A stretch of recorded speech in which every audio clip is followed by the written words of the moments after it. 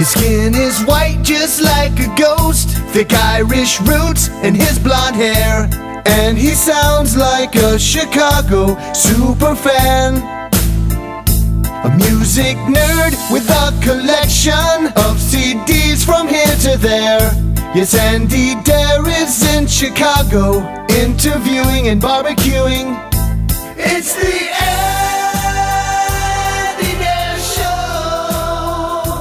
It's the Andy Dare Show. Hey everybody, thank you so much for checking out the Andy Dare Show. This is our 75th episode. I'm joined by a real cool dude, filmmaker David Markey.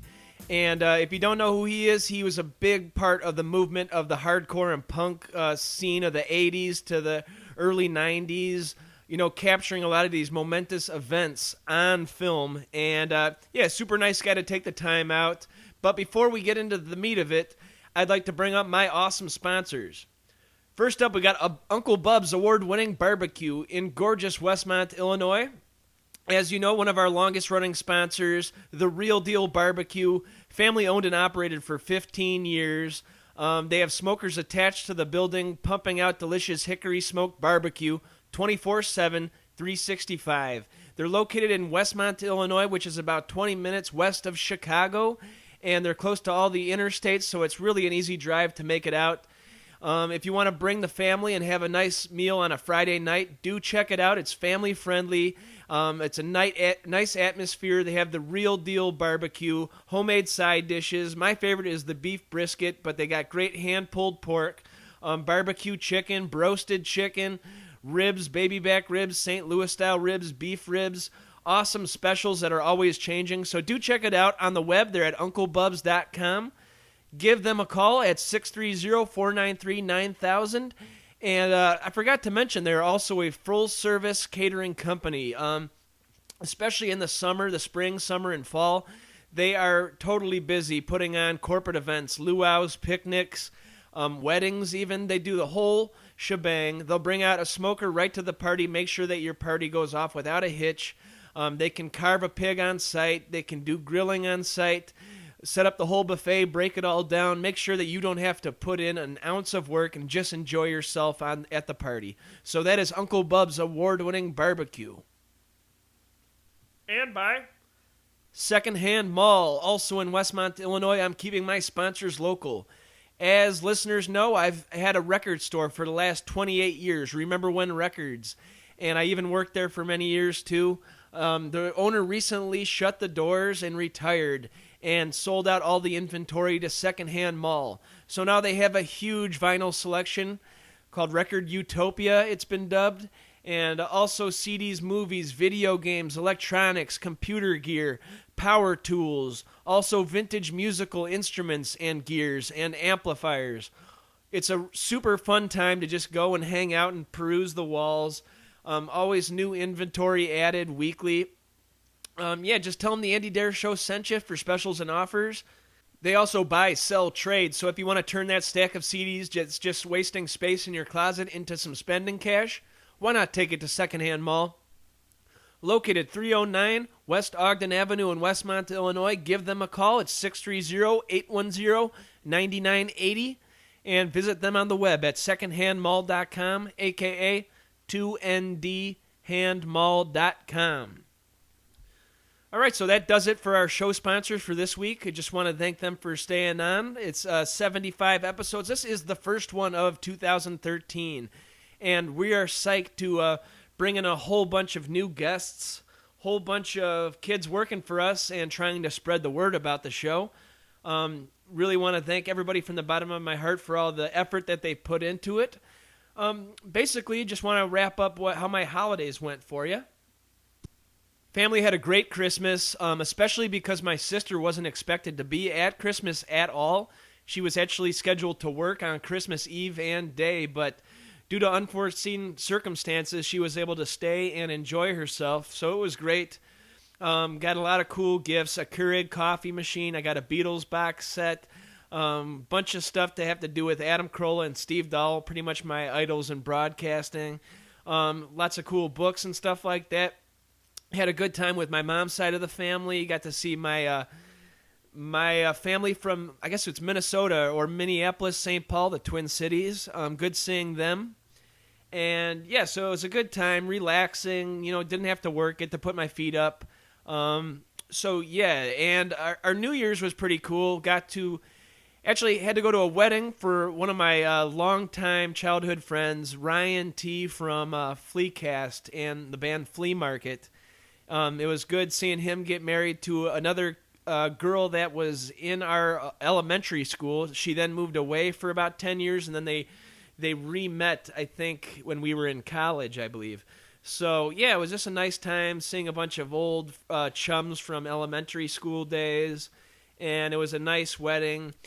That was at New Year's in St. Charles. So it was a good time. Got to see the guys from Fleecast, a bunch of old friends. Everybody is doing well. Good to hear. And, so it was a good times. I do like the holidays, even though it's really busy and a lot of parties and things to attend that you don't really want to. I actually had fun throughout the entire couple weeks, and we didn't get our snowy Christmas. We didn't get our white Christmas. It hasn't really snowed for about a measurable, 6 inches plus for, I think, coming up on 2 years now here in Chicagoland. But I'm sure that's just a cycle and that we will get hit sometime soon. And, just enjoying myself out here in Westmont, Illinois. We have some awesome guests planned for the show in the first quarter of 2013. Really mixing it up. I like having a lot of legendary music people. I like legendary radio people. I like new people that have to do with the world of podcasting. I like comedians. You just have to have an interesting story and be able to kibitz, and I will have you on. It's just as simple as a phone call. So I thought I would introduce a new little segment that I tried out on Twitter last month. Had a lot of nice responses from it. So, yes, these are Andy Dare's fake quotes. First up, I have Helen Keller. She goes, "The fact that I cannot see or hear has not been a roadblock for me." Helen Keller, hashtag fake quotes. "Equality doesn't happen overnight."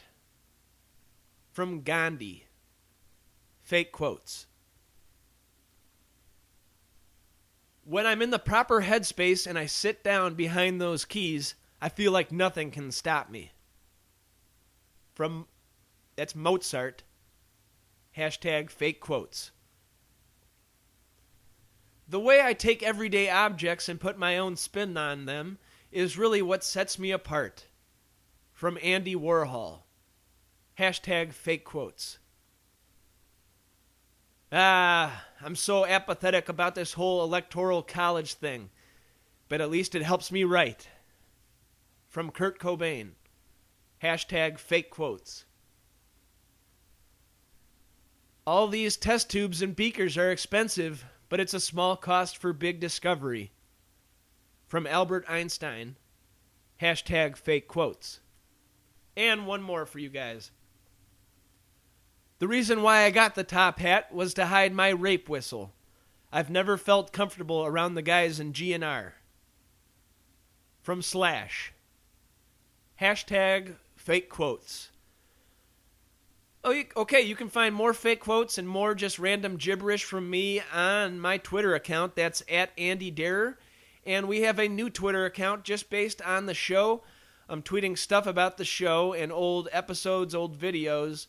That is at Andy Darer Show, and I'd like to thank my couple staffers that are writing those tweets as we speak. Okay, Fake Quotes is brought to you by my third sponsor, Amazon.com. If you want to help keep the lights on here at Honeycomb Hideout Studios, all you have to do is go to theandydareshow.com, find the right-hand side of the page, and hit on our Amazon banner. Double click on the Amazon banner. You shop as you normally would. You spend $0 extra, only about 5 extra seconds clicking through our banner at the Andy Dare Show, and you get to tip your cap to the Andy Dare Show. And we really do appreciate it, everything that everybody has bought. We've had an iPod, we've had an Amazon Kindle, we've had books, we've had MP3 albums. sunglasses, you name it. Thank you for the support. It means so much to us in the beginning of our third year doing this show out of Chicagoland. So I just want to thank everybody who's contributed, everybody who's helped out our little show. It means so much to me. And yeah, I think that about does it. Would like to mention thank you to everybody who's purchased our new MP3 album, Transmissions from the Honeycomb Hideout. You can find that at andydareshow.bandcamp.com. It's 14 tracks. There's music, there's comedy, there's call-ins to other shows, there's bits from my show. It's got my theme song on it by Dick Banks. Really cool album. It's only $5 at andydareshow.bandcamp.com. Okay, enough for plugs, enough for sponsors, enough for everything else. I'd like to introduce you to my episode 75 interview with David Markey.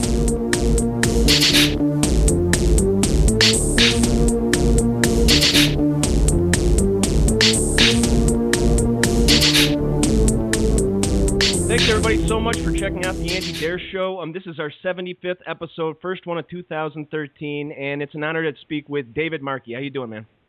Good. How are you? Doing great. Yeah, you had a pretty busy year. 2 films released, the Circle Jerks one and the Dinosaur Jr. Concert film. Also a new book. Is 2013 going to be a time to rest, or are you going to be keeping your nose to the grind? I'm already working on something new, but yeah, I doubt I could match the prolific year that was 2012. How about like a favorite memory of the past year? Probably getting a gallery show at Track 16 in Santa Monica, just a mere couple blocks from where I grew up down there in Santa Monica. Back in the day when I did We Got Power fanzine and started the band Sin 34. That all went on in that area, but 30 plus years later, get a gallery show to show all the photos. A lot of photos that were in the book, some that weren't, but it was great. We had an opening party and a closing party, and we had opening party. We had Adolescence, Saccharine Trust, nice. White Flag, The Last, Dead Issue. And for the closing party, we had Meat Puppets, Middle Class, who never play. It's great to have those guys out, and Frank. So those 2 shows, those 2 parties were definitely the highlight of last year for me.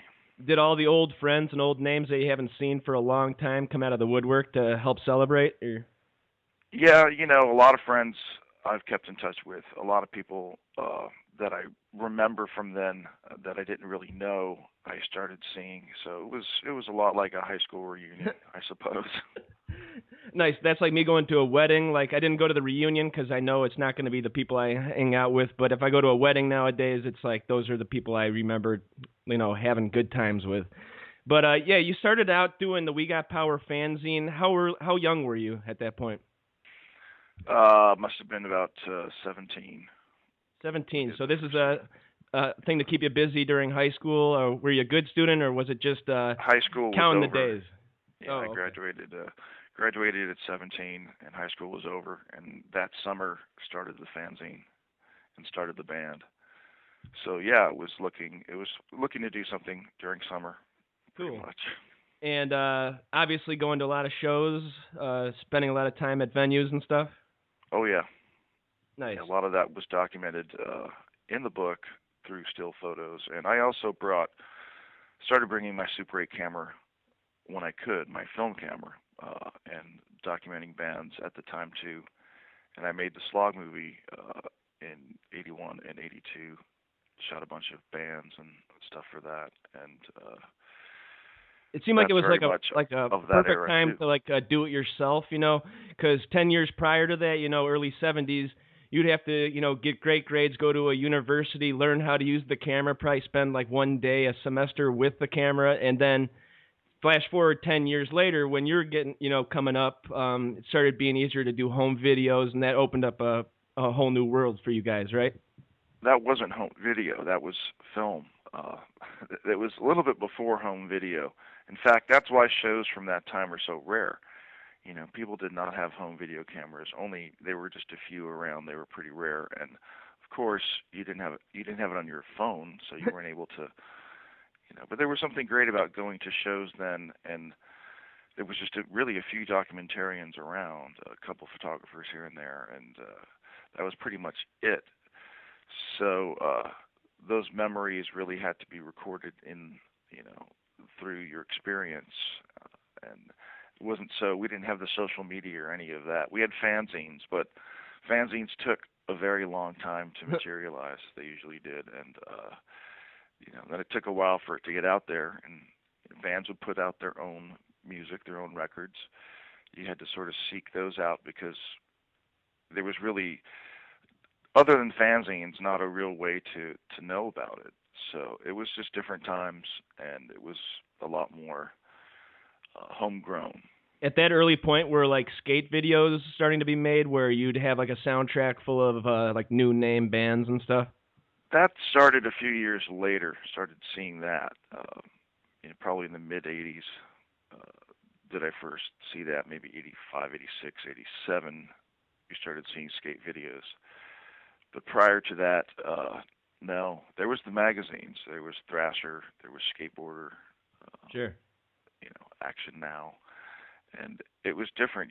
You really, but you soaked up a lot of that culture through zines, and just that alone was enough to really, get one interested.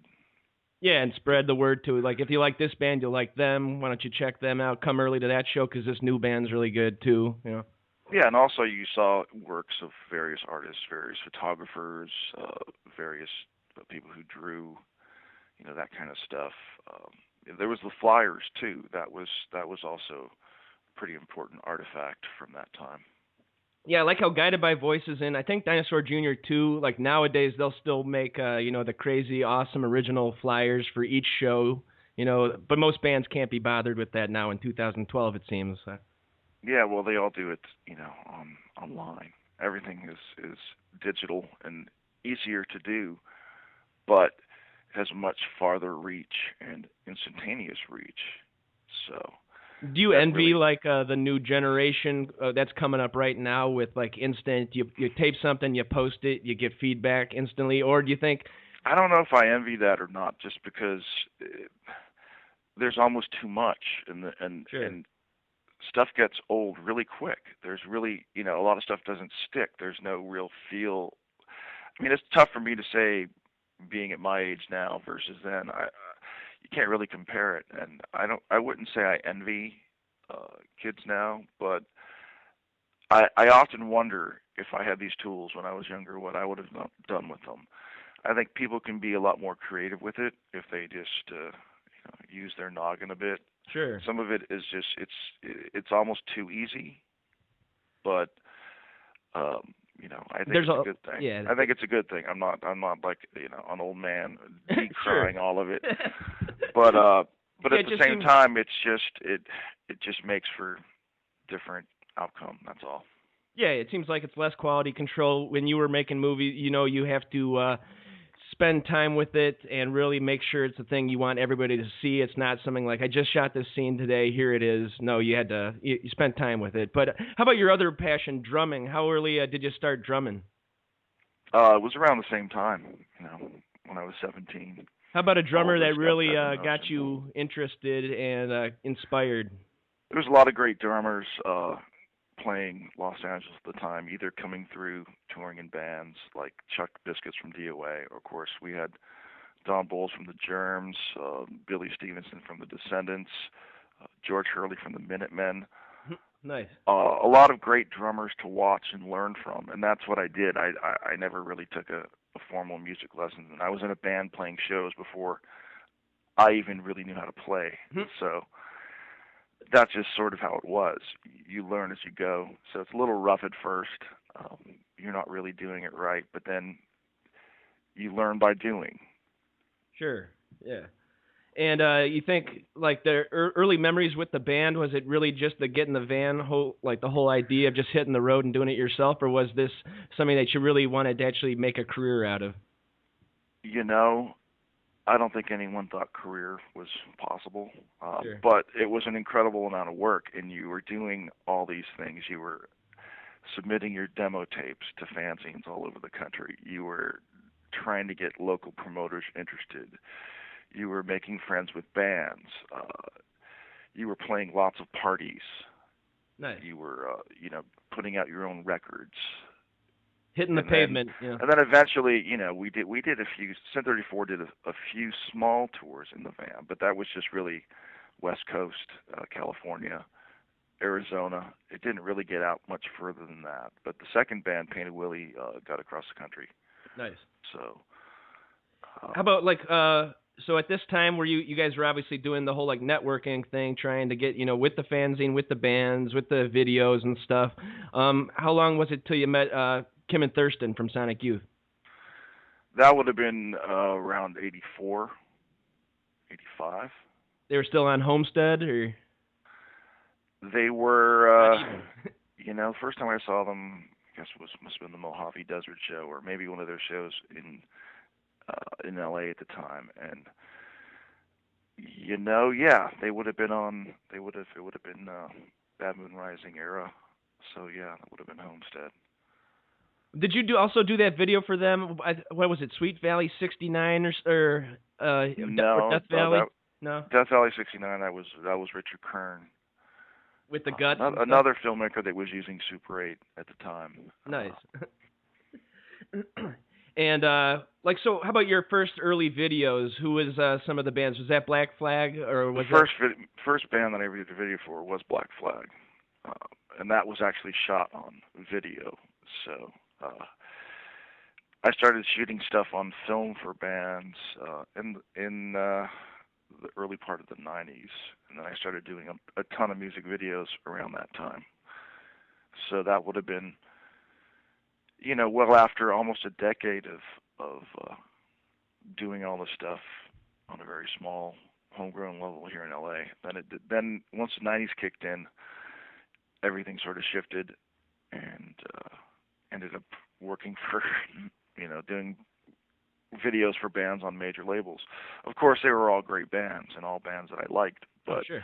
At the same time, you wouldn't have imagined that 10 years prior. It wouldn't have been a possibility, Perfect storm of, alternative grunge music getting actually some spotlight. And, how did you get to working on the whole 1991 Year Punk Broke documentary?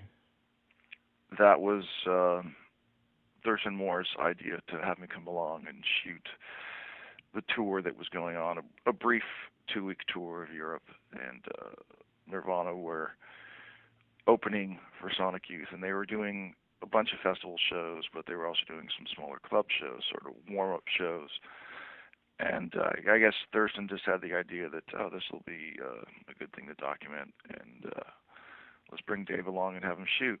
And of course, before the tour was over, I had a title for the film and a reason to put it together. Nice. And then, of course, a few months after that, Nirvana just exploded, on a level that no bands that my friends or myself had ever experienced before. So then there was that, and of course, the joking title of the movie becomes some sort of prophetic thing. Iconic thing. But so the tour was in the summer, and they released the Nevermind album that fall, correct? Yeah. So could you feel like the energy of the buzz growing? Did you know that, they're about to just hit it out of the park? Because with this momentum going, Well, yeah, there definitely was a buzz, and there definitely was an energy and excitement around the band, but I don't think anyone really knew what level it was going to hit at. Sure. Because, no band was able to do more than, say, 100,000 units.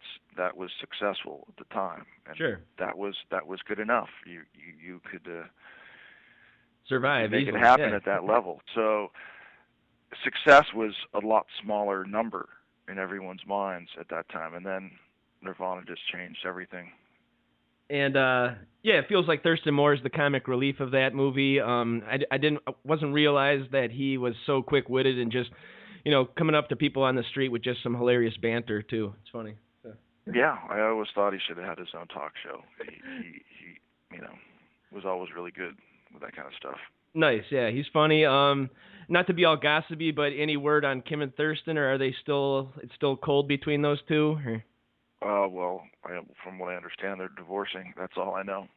Yeah, that stinks. So that's probably the end of that band, right? They're splitting up. I don't know. I have no idea. All I know is that Thurston always has cool side projects that are, just as almost as interesting as his day job, and it'll be interesting to see what the two end up doing. And Lee Ronaldo just released a great solo record last year too. It made my top 10 list. So yeah, Thurston has a new record coming out in March with his new band Chelsea Light Moving. That's also really all I know.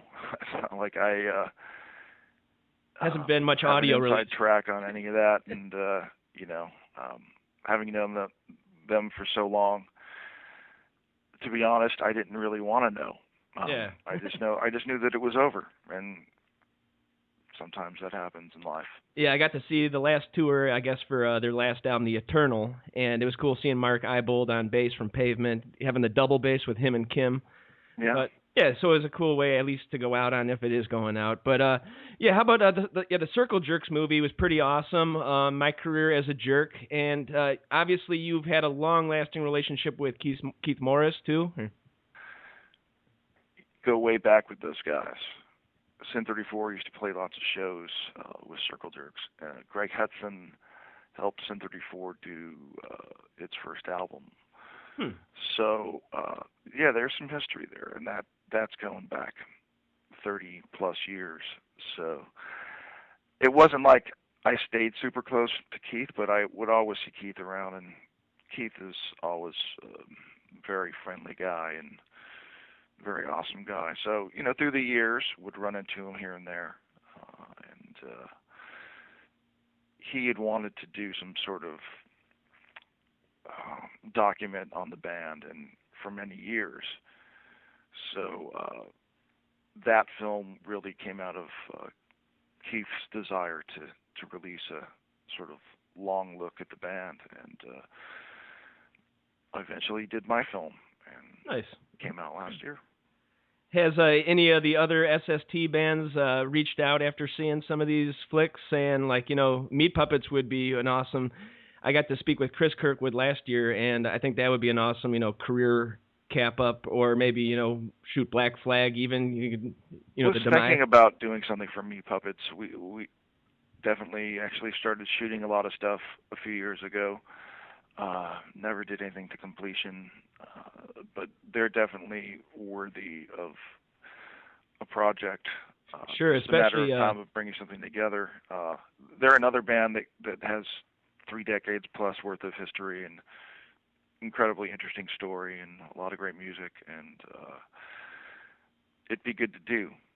Yeah, it got to be hard picking 90 minutes out of 3 decades worth of material, especially those. I've done a bunch of videos for them, and during those fallow years when Chris was having his legal problems and all the drug addiction and stuff like that, it would be hard finding footage. Yeah, it's amazing that he bounced back from that. A lot of people don't. Yeah, certainly. And I saw them last year, and they bring so much energy to the stage. It's like watching 18-year-olds, even more energy than most 18-year-old bands nowadays. So. Yeah, they're a brother band. So what's on the docket for 2013 again? Did you say? Working on a project right now.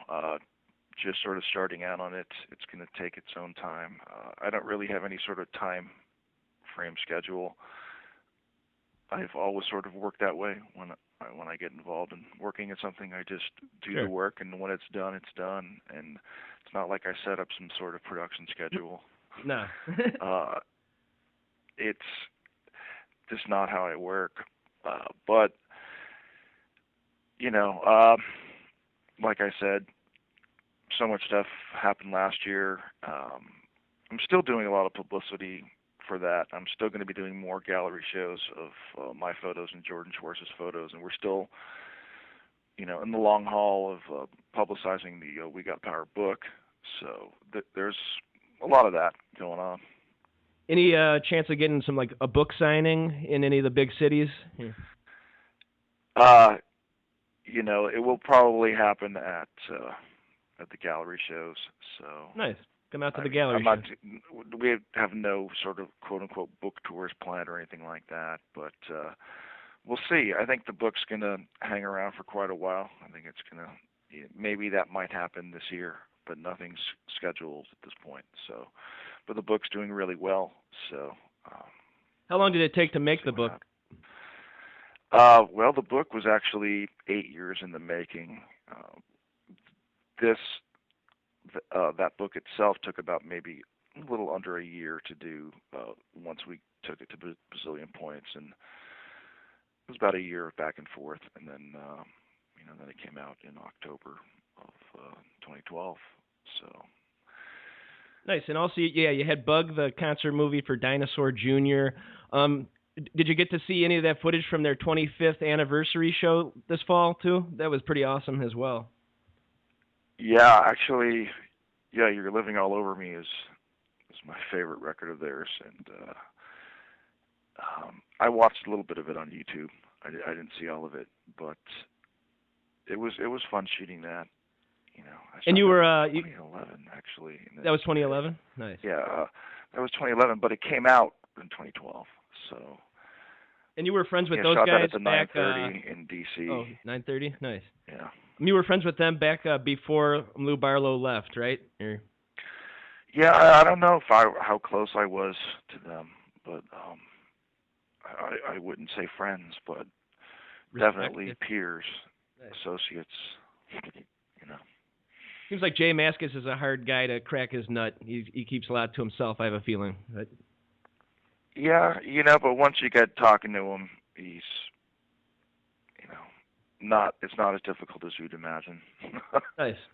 How about like he's a film? Actually, pretty funny guy.